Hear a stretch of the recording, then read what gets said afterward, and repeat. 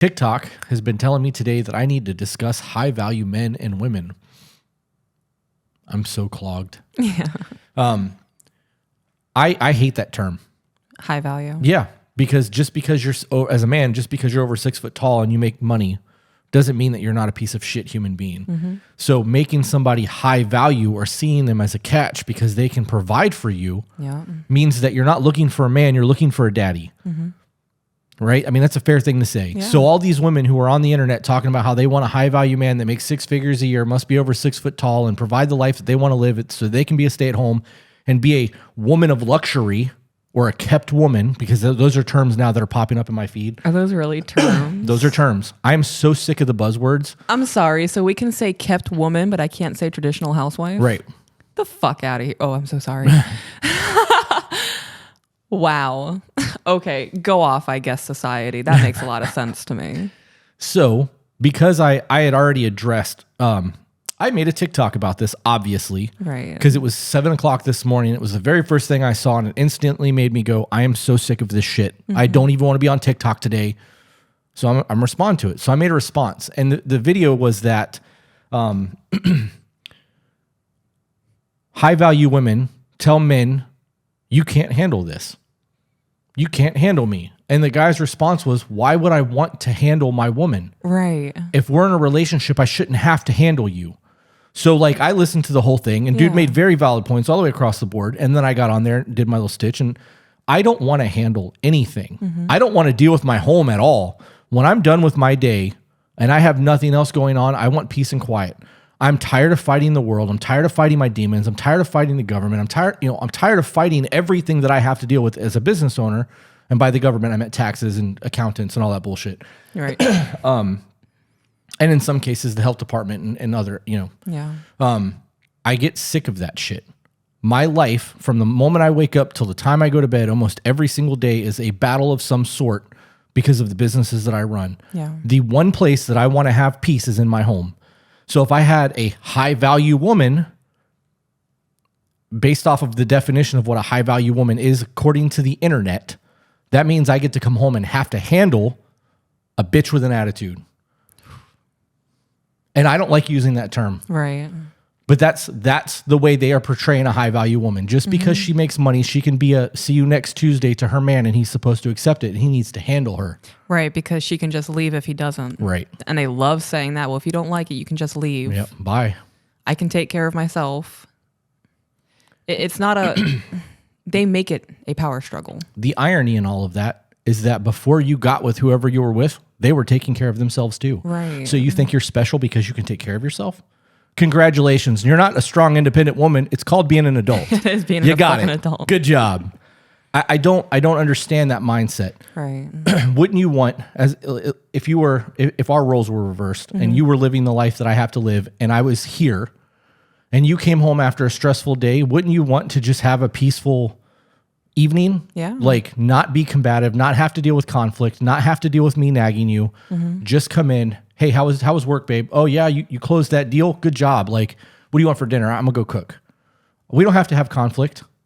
And like, I'm gonna take it a step further and say, if I was a stay-at-home husband, that would be super easy for me. I don't give a shit what anybody says. I've done the stay-at-home thing for a very short amount of time in my life. It's not hard to stay at home and take care of your house.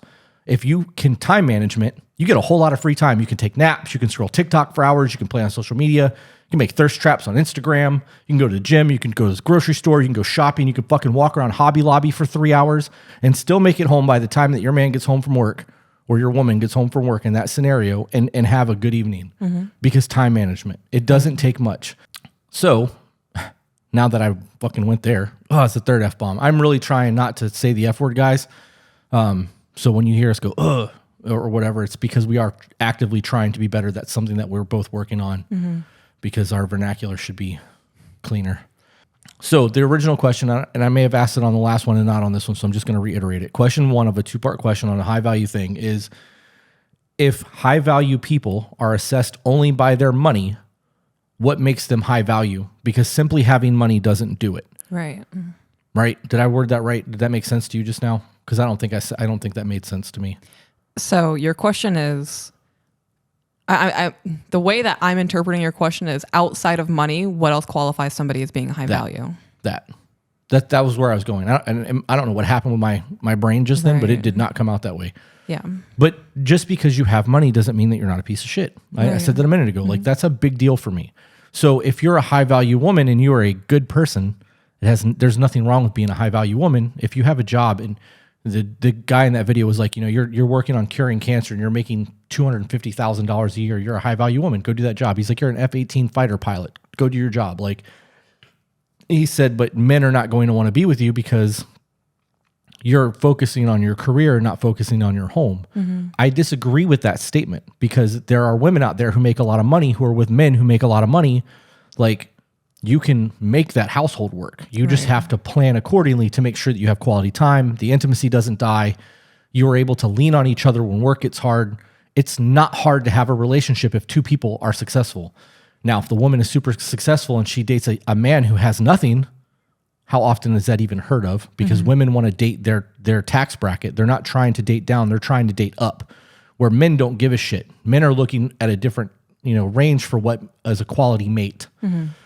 So in the event that a woman finds a man who makes less money than her and is physically attracted to her, loves his jokes and personality or whatever it is, and decides to be with him, and she's accepting less than, do you think that less than man is going to create a whole bunch of problems in her life? Like, she's out making the money. He's going to do the stay-at-home thing. I guarantee the house is going to be clean. I've had men be pretty upset with me that I made more than them. Yeah? Oh, yeah.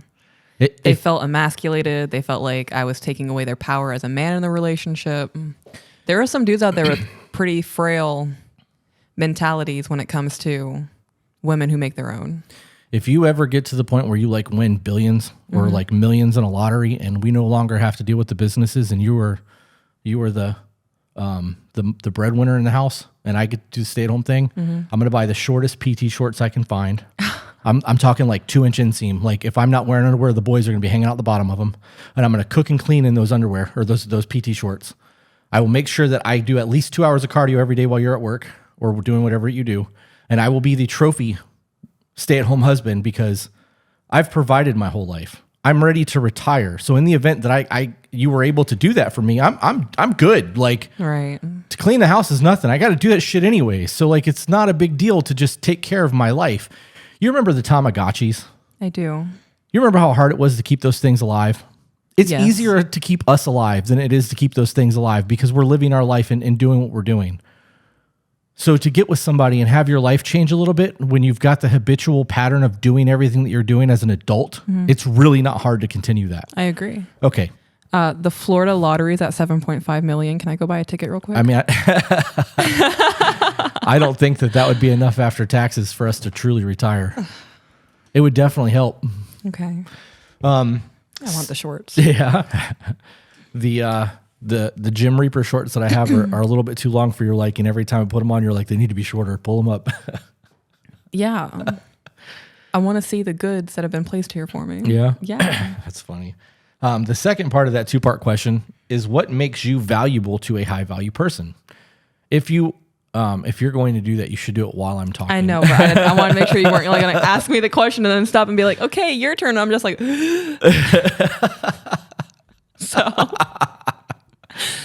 So for those of you women out there who want a high value man, and you want the 6 foot tall, $100,000 a year minimum job, and you want to be a kept woman because that's a thing now, what are you doing to deserve that? Because you're not going to just land that man because you expect a man to take care of you and because you believe you're a 10 or you think that you've got the best sex game ever, because these are all things that people are saying. And I got to be honest, if I wasn't married, right, if this wasn't a thing with us and I was out in public and somebody recognized me and knew that I am a man with money, and they were to come up to me and be like, I'd be the best sex you'd ever have, I'd be like, no, you wouldn't, because I'm not sticking my dingling in there, because I know that you've practiced that sex game a lot with probably a whole bunch of people, and I value my cleanliness. I'm not doing that. And I also know, because I'm going to just transition right back to that and we'll come back to this. I said in a previous video that body count doesn't matter. Right. And I said that because for the average people, I don't think that it does. People who have had normal relationships most of their life, 2, 3, 5, 6, 7 years at a time, they don't have a really high body count. I was talking to AJ yesterday, and he sent me a video of a girl who was in her early 20s who had a 256 body count when she stopped counting. She said she slept with 6 men in a week. I retract everything that I've said about body counts. It absolutely matters. Like I as a man, I wouldn't want to put my dingling in that. I don't have a body count like that. The idea of being that promiscuous tells me that you don't respect yourself enough to want to why would you want to do that? The only thing that can come to my mind is a sex addict. It has to be. Because go ahead. That makes me feel sticky. I bet it made her feel sticky too. Right. But the feeling my skin's getting right now, imagining having sex with 6 dudes a week. In a week. And every week they're different dudes. You're not a valuable person at that. At that point, you don't see yourself as anything other than a whole for other people's enjoyment or your own enjoyment. Like you don't have self-control. There's no scenario in my mind where I can justify that as a man. I can't. And even as we both think that Andrew Tate is nothing more than a WWF wrestler from the 80s giving his intro videos. Right. Yeah, that dude is. We have a very hard time taking him seriously. He makes very valid points at times. He does. But he's a clown. He has definitely found a way to work the internet. And he's working it. Yeah. Yeah, like a stripper on a pole. He's getting it. Oh, he is. And everybody, they're just... Yep. Yeah. And they're either loving him or hating him, but either way, they're paying him. Mm-hmm. So in that scenario, I don't agree that every man wants a virgin. I don't. I would never want a virgin. Why would I want a woman that I have to, I don't want to say train, because that's a really shitty thing to say, but teach was the word I was looking for. Show the ropes. I don't want to do that. I have enough shit going on in my life that I'm not trying to teach a woman how to be in the bedroom.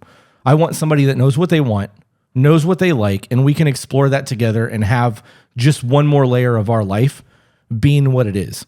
You know what I mean? Like that's part of the dating phase is learning somebody. And then when you finally start sleeping with them, it's learning what they like. It's almost like a game. Like you're trying to figure out what works and what doesn't so that you can maximize your time in the bedroom. I agree with the virgin statement. I have had sex with a virgin. That is the most awkward situation I have ever been in. Yeah. No, thank you. Respect to those out there who are kind and patient and willing to show the ropes. I am not. Yeah, it's not. I'm not interested in that either. I shouldn't have to show you. No. But I agree. I wouldn't want to be with a dude who has sex with like 300 women. Right. No. At that point, like even if we're in a serious relationship, I feel like he just views me as another hole. Right. And I mean, in that scenario, I would assume that that's the case. Right. And that's one of the arguments that I have against Andrew Tate is that I mean, I don't know what would qualify a high or a low body count. Mm-hmm. I don't. Right. But I also know that if you're in your 40 years old to look back and go, okay, they've probably slept with 30 to 50 people in their lifetime over, their lifespan. That's not a high body count when you do math. Unless they've been in a relationship with one person the entire time and then they have that body count, then obviously they were super promiscuous before they got with that person or when they left. Mm-hmm. And that's a whole different conversation that needs to be had. I actually wrote down 6 dicks in a week on my notepad so that I could make sure that I make that point.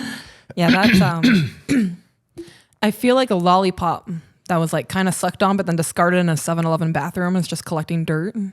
That's how that statement makes me feel. Oh, I was like, what? Why do you feel that way? Yeah. Makes me feel sticky. So on back to the original question, because we just derailed. The second part of that, the 2-part question is what makes you valuable to a high value person? The 2.5 part of that question is what are your goals? Because that's very relevant to a high value person. If when we started dating, you were working full time. Right. You were actually working at one of my businesses. Mm-hmm. I knew what your goals were. I knew where you wanted to go. I knew that you had potential on your own without me to do very well for yourself financially in the next 2 or 3 years if you would have continued on the path that you were at. So me knowing that you had goals and aspirations and wants and like you were not just dreaming and talking about, I just want to be a kept woman. I just want to be a stay-at-home wife. That was never a conversation. We didn't have that conversation until we were together for a long time. Mm-hmm. Like I'm not trying to just support someone. If I wanted to do that, I would buy a dog or I'd have more kids. Like I don't want to do that. I want an equal. I want somebody that's willing to grind and hustle and do the work with me so that 10 years from now, 15 years from now, I'm not where I am. I want to level up exponentially. I want to continue that growth. Am I going to be like a multimillionaire who gets to just lounge around and go out on boats and travel all over the world? Probably not. That's probably not in the cards for me. But I live very, very comfortably now, and I don't have to worry about anything when it comes to finances. Everything is always paid. Even when there's hurricanes and there's financial disaster, I'm still able to make things work. We live very comfortably. But had I met you and your goal in life was to be a kept woman, I would have never talked to you. That would have been the end of the discussion. You would have been an employee forever. Like I would have never had an interest in you, no matter how dope your personality is. I overlooked the fact that you had kids, young kids, and I didn't want to be a dad again. Like that, my kids are grown. I'm a grandfather now. I didn't want to do that ever again. But I was able to overlook that because of your personality, because of your goals, your aspirations, your work ethic. There was a lot of things that cater to the hustler in me. And then there was a lot of things that catered to the man in me, because I am a very, I'm going to say I'm an optimistic person, but I'm not really optimistic. I expect the worst out of everything. But because I look for silver linings and turn problems into opportunities, I believe I'm optimistic because I know that I can turn a negative into a positive. It's not the right terminology. I'm very much pessimistic because I am always expecting the worst. Right. But because I am so negative and you are so positive, we have an even keel. So on days where I'm really down, you're able to pull that up a little bit. And I'm like, all right, I got balance now. Because if you were a negative person all the time and I was having to put out fires and fight my demons and deal with the shit that I deal with, on top of you bringing negativity to me, there's no desire there. There's no want. Like you're not bringing any value at all into what I already have. So that made the point I was trying to make. But for those of you who are seeking high value people, what are your goals? How are you going to land a high value person based off the internet's definition of what a high value person is? God, I hate that term so much. Because in my opinion, what makes a high value person is integrity, quality of character, good morals, right? Looking after people, following God. Like there are a lot of things that I look at when I look at somebody of quality that appeals to me. The way that somebody treats their family, or the way that somebody treats servers at a restaurant. Like there's a lot that goes into what I view as a high value person. And it's why our social circle is so small. I have cut more people out of my life in the last 10 years than probably most people will ever do in a lifetime, because I see what people are doing. And if you're not willing to walk a straight line, I don't want you around. And I'm not sin free. I have done a lot of foul shit, a lot. And I'm working on being better and making better decisions and trying to be a better person, but that doesn't negate my past. I own that. But I also don't want people in my circle that are not going to help me level. I guess that's really all I have to say about that, because otherwise I'm gonna just keep going in circles because I'm passionate about this. Is there anything that you want to talk about in this scenario? Because I have been talking. High value people don't say that they're high value people. They just look for others who have the same mentality as them, the same work ethic and discipline and willingness to get shit done. Right. When you're high value, you don't go out to the streets and say, who else is high value? You see it. Right. People's actions, people's behaviors, the way they conduct themselves. It's just a phrase. It really is just a phrase. I truly believe that this entire thing is a narrative set to divide people even further than we already are. I've heard women say, I'm a high value woman. And yeah. Will you move your microphone that way a little bit?